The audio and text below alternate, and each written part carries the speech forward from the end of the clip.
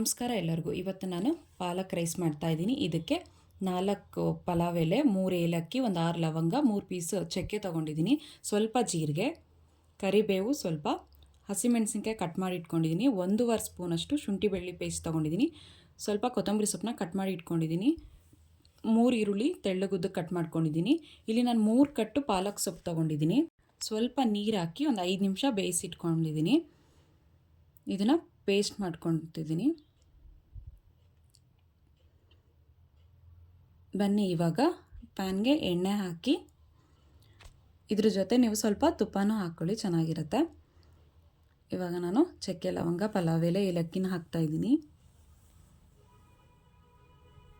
ಇದನ್ನು ಸ್ವಲ್ಪ ಫ್ರೈ ಮಾಡಿಬಿಟ್ಟು ಈಗ ನಾನು ಜೀರಿಗೆ ಹಾಕ್ತಾಯಿದ್ದೀನಿ. ಜೀರಿಗೆ ಸ್ವಲ್ಪ ಕೆಂಪಾಗಲಿ. ಇವಾಗ ಹಸಿಮೆಣಸಿನ್ಕಾಯಿ ಹಾಕೋಣ. ಖಾರ ನೋಡಿ ಹಾಕ್ಕೊಳ್ಳಿ.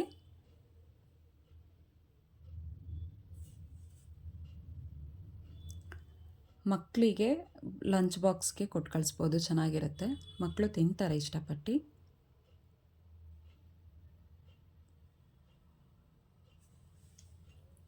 ಇವಾಗ ಈರುಳ್ಳಿ ಹಾಕ್ತಾಯಿದ್ದೀನಿ.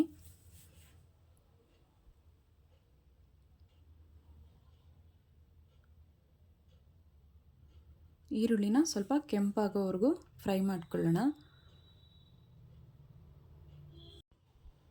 ನಾನಿವಾಗ ಕರಿಬೇವು ಹಾಕ್ತಾಯಿದ್ದೀನಿ. ನೀವು ಹಸಿಮೆಣಸಿನ್ಕಾಯಿ ಜೊತೆನೇ ಹಾಕ್ಕೊಳ್ಳಿ. ಕರಿಬೇವನ್ನ ಸ್ವಲ್ಪ ನಾನು ಫ್ರೈ ಮಾಡ್ಕೊತಿದ್ದೀನಿ. ಇವಾಗ ಶುಂಠಿ ಬೆಳ್ಳುಳ್ಳಿ ಪೇಸ್ಟ್ ಹಾಕ್ತಾಯಿದ್ದೀನಿ.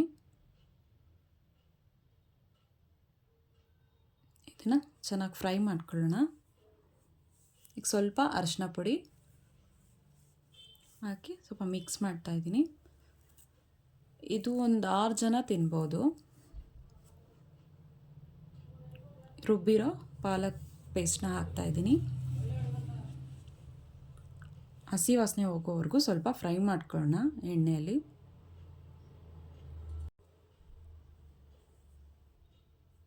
ರುಚಿಗೆ ತಕ್ಕಷ್ಟು ಉಪ್ಪನ್ನ ಹಾಕ್ಕೊಳ್ಳೋಣ.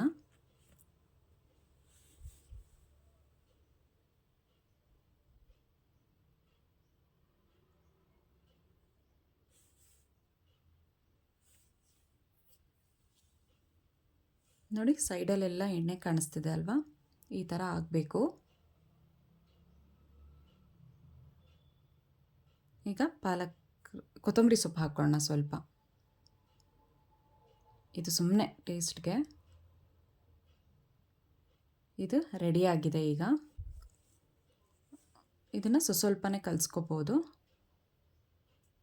ನಾನಿಲ್ಲಿ ಒಂದು ಬೌಲ್ಗೆ ಎತ್ತಿಟ್ಕೊಳ್ತಾ ಇದ್ದೀನಿ.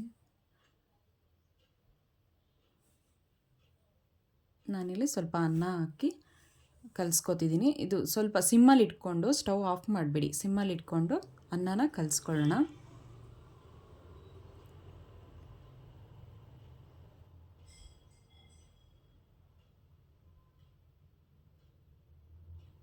ಚೆನ್ನಾಗಿರುತ್ತೆ, ಎಲ್ಲರೂ ಇಷ್ಟಪಟ್ಟು ತಿಂತಾರೆ. ಒಂದು ಸತಿ ಟ್ರೈ ಮಾಡಿ, ಹೇಗಿದೆ ಅಂತ ಕಮೆಂಟ್ ಮಾಡಿ, ಸಬ್ಸ್ಕ್ರೈಬ್ ಮಾಡಿ. Thank you.